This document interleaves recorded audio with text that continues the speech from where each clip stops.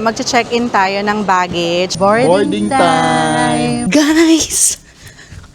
Pwede kang magtatatakbo dito. Kaso nakakangarag sila. Parang lahat sila nagmamadali. I-guide ko na rin kayo kung paano ba yung magiging process, especially sa mga international flight nyo. So ayan, isa-isahin natin yung mga pinagdaanan namin dito.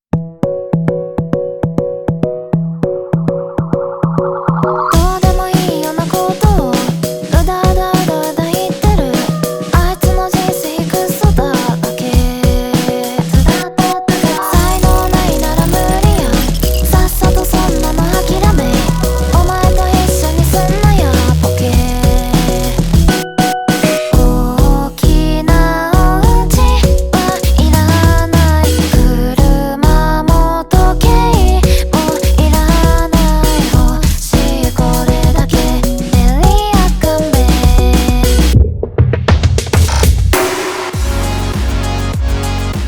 So nandito na tayo, magche-check-in tayo ng baggage. Pero kung wala naman kayo mga check-in baggage tulad nitong malalaki, kasi tigti 20 kilos yan. So hindi nyo naman kailangan na mag-check-in baggage. Pwede kayo mag-self-check-in online kung maliliit lang yung dala nyo, mga tigsi 7 kilos. So kung makikita nyo na naman, kung napapanood yung mga vlogs natin, travel vlogs natin, meron talaga kaming mga ribbons. So para mas mabilis naming ma-identify kung ano yung mga luggage namin.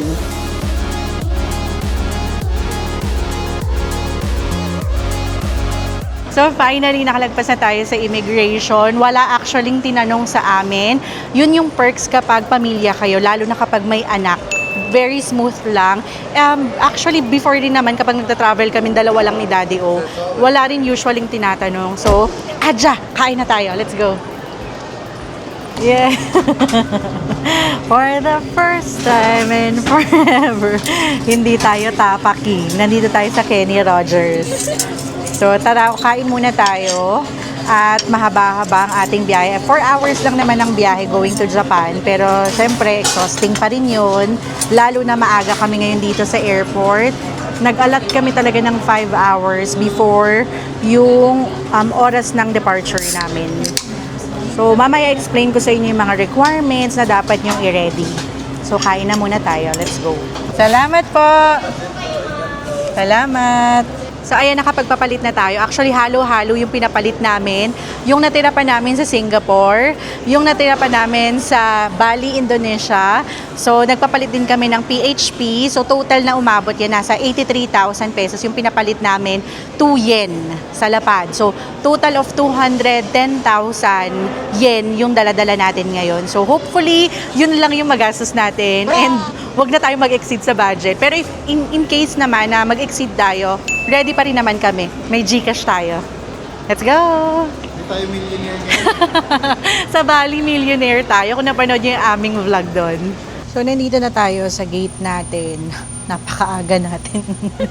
Wala pang tao. So, mag-fit check lang muna. Kaya ipakita ko sa inyo yung suot ko. So, itong suot kong damit, Hati Diary to. So, hindi pa to heat tech, pero since galing pa tayo dito sa Pinas, medyo mainit pa. Perfecto. Nakakagalaw ako ng maayos and hindi siya sobrang init, hindi rin malamig.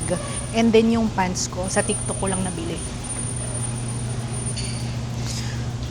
Yung sapatos ko, kung napanood nyo, nabili naman namin yun sa Easy Soul. Very comfy. Ay, ito palang bag ko. Alam nyo, sobrang helpful nito. Lululemon to. Belt bag. Nandito na yung passport namin, lahat. Sobrang daling makuha nung gamit namin. Sa Movemate PH ko to na order.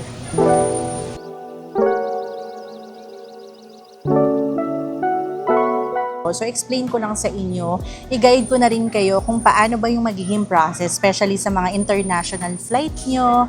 So, ayan, isa-isahin natin yung mga pinagdaanan namin dito.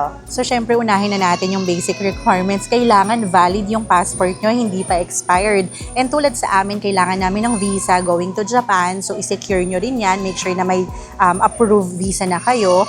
So, yung ibang bansa naman, like Hong Kong, Taiwan, Singapore, no need naman yan ng visa. So, i-check nyo na lang din kung ano yung ibang mga requirements. So, dapat nakapagbayad na rin kayo ng travel tax nyo. Pwede yan through online sa TIEZA. Yung link ilalagay ko na lang sa video na ito at sa description box. Pero kung hindi kayo nakapagbayad ng travel tax online, magbayad na lang kayo dito sa mismong airport. Actually, pagpasok nyo pa lang ng entrance, makikita nyo na travel tax. So, ipapakita ko na lang din dito sa video na ito. Nasa 1,600 pesos per head. O, di ba, hindi ka pa nakakalabas ng Pinas, nagbayad ka na. And, i-take note nyo pala ha. Kanina, di ba, bago tayo pumasok, merong mag-a-assist sa inyo. May kukuha ng luggage nyo. Akala nyo tutulungan lang kayo na walang fee. Anong tawag sa kanila daw? Baggage porter. Baggage porter. I-take note nyo yun ha. Munti ka na kami kanina. Actually, hindi naman scam yun. Kumbaga, service nila na ino-offer yun. Na kumbaga, i-assist nila kayo sa mga baggages nyo. Pero kasi pagpapayarin kayo ng 50 pesos per luggage, ilan ang luggage na dala namin? 6, no? So, parang 300 pesos na agad ang ibabayad namin. Hindi pa kami nakakapasok ng airport.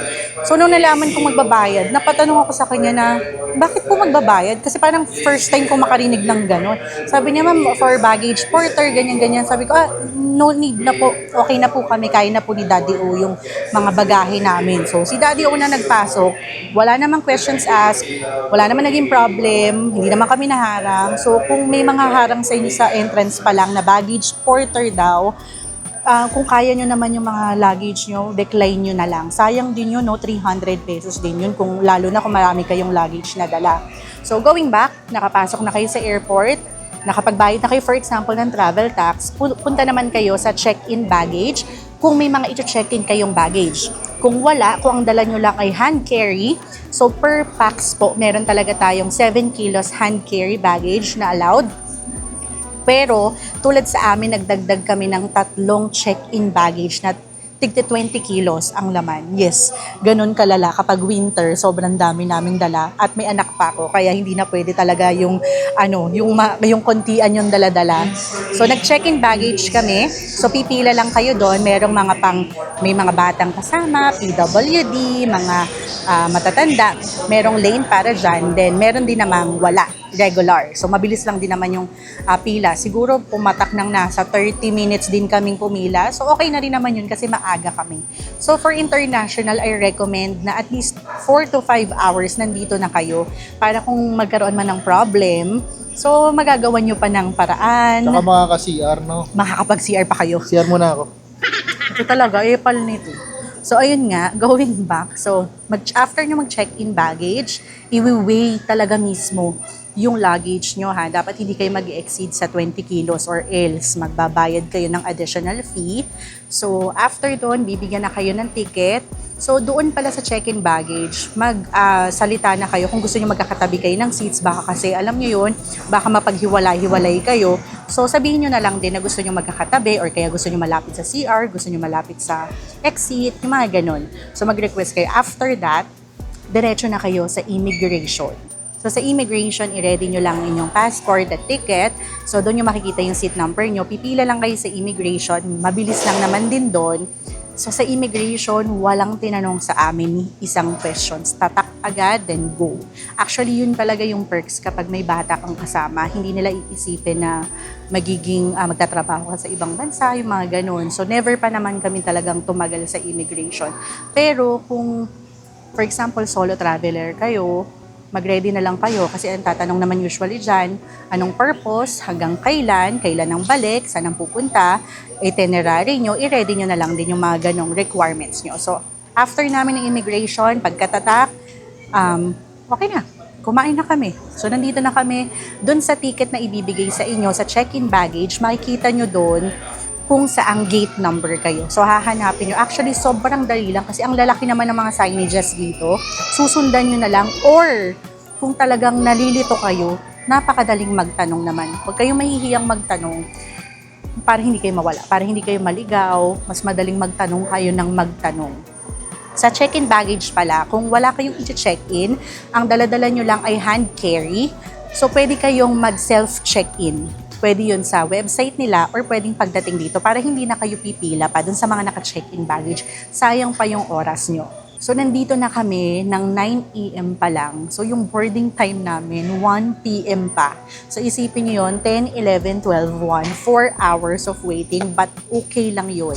Lalo na kung katulad ko na medyo ayoko na madali, ayoko nang tumatakbo kami. Gusto ko chill lang. So ganito lang, chill lang kami, naghihintay lang kami, nagva-vlog lang kami, video. So waiting na lang din kami. Kung pa ibang bansa kayo, international travel, usually kailangan nyo mag-prepare ng e-travel at magre-register din kayo sa Visit Japan web kung papunta rin kayong Japan. Don't worry, lahat naman ng links na yan, ilalagay ko na lang sa description box. So, i-prepare nyo yun kasi kung hindi kayo nakapag-prepare ng mga requirements, tatagal yung pila nyo, magiging hassle yung travel nyo. At least kapag may na-prepare kayo, nakapag-register kayo online, magpapakita lang kayo ng mga QR code, then go. So at least mabilis lang. Time check, it's 11:34 a.m. So last 1 hour and a half, then boarding na kami. So update na lang namin kayo. Bye!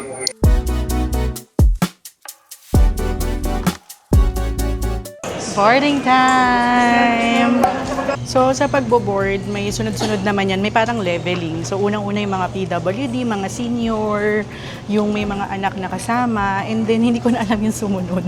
Basta nung last time na kaming dalawa lang ni Daddy O, parang pang-apat kaming batch, ganon. And ang maganda rin pala sa maaga ka kasi minsan nagbabago yung gate tulad namin from 101 naging 106 kami. So at least may time pa kaming pumunta sa kabilang gate.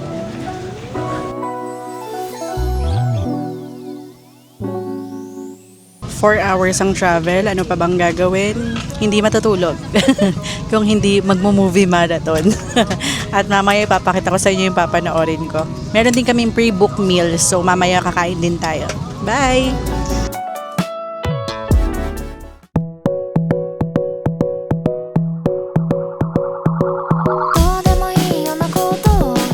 So, pagdating dito sa Kansai Airport, sasakay kami ng Nankai to Namba kasi doon na rin yung aming Airbnb. So, napakadali lang actually ng transpo nila dito. Medyo nangangapa lang ako pero alam nyo, napaka-helpful naman nila. Kaso nakakangarag sila, parang lahat sila nagmamadali. Parang talagang nagpapawis yung kilikili ko. Kasi ako yung may mahahawak ng mga QR codes. Para akong aligaga talaga kasi madaling-madali sila. Kaya pala, may Japanese time talaga. Yung nagmamadali sila. So, waiting na lang kami sa train. Parating na.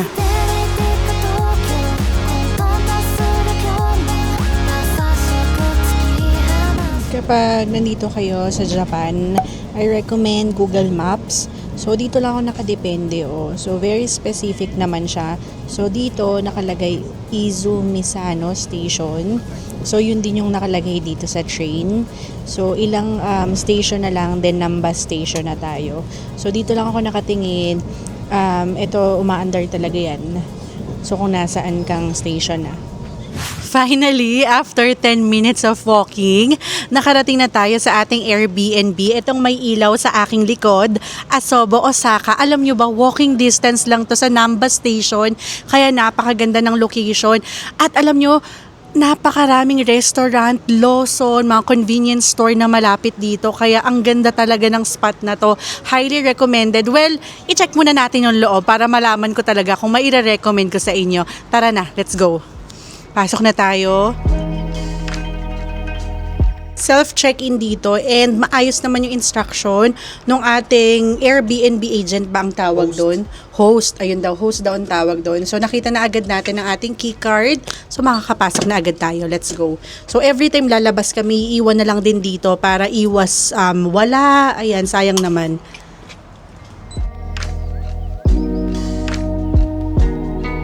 So, nandito na tayo sa ating Airbnb. Quiet lang tayo kasi may ibang kwarto pa sa harap. At grabe, hindi kami nagkamali ng nabook. Airbnb to. Pasok kayo. Quick tour lang muna tayo. So, kami, mas napili naming mag-Airbnb kaysa mag-hotel kasi mas spacious, mas kakasya yung mga luggage namin. Especially, 6 na luggage yung dala-dala namin. Plus, mas makakatipid pa. Pagpasok, may sabitan dito at nandito na rin yung CR. So, tara, pasok tayo. Maluwag yung CR din. Natuwa ako. Ang linis.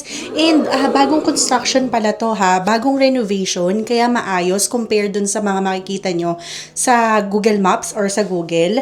So, dito may sink, may faucet. Ano kaya to? Actually, hindi pa namin siya talagang naiikot. Tingnan mo, Daddy. Diba, astig? Dito? Ano kaya? Ay, alam niyo, nakaka-amaze dito sa Japan. Uy, i-recommend ko to. Alam niyo, hindi to sponsored ha. Hindi to sponsored, pero natutuwa ako sa location niya, sa linis niya. Mabango rin. Oh, in fairness. So, meron na rin mga toiletries dito. So, shower, wala ditong bathtub. Pero, ayos lang. So, dito naman tayo. Tapos, nag-CR na si Little Miss O. Tapos, nahanap niya yung bidet. Mami, wala silang bidet. Anak, hindi bidet. Meron dipindot dito. Huwag kang mag-alala. Sa puwet mo, may tagahugas ka na.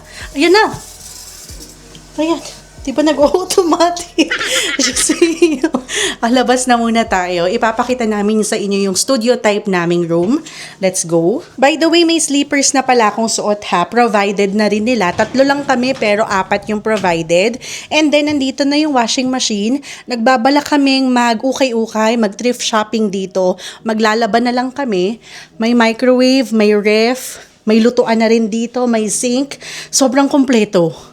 Sobrang tuwang-tuwa kami dito. Meron na rin mga towels na provided. Nandito na rin yung dining area.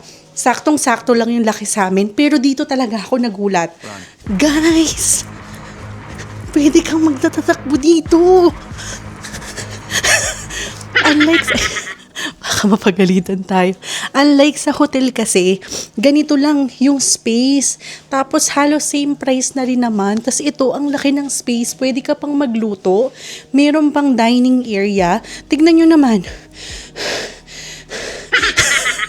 So usually sa hotel, it's either 2 single bed lang yan. Or 1 double, 1 single. May additional fee pa yung isa. Tignan nyo naman tong Asobo Osaka. 3 ang higaan dito.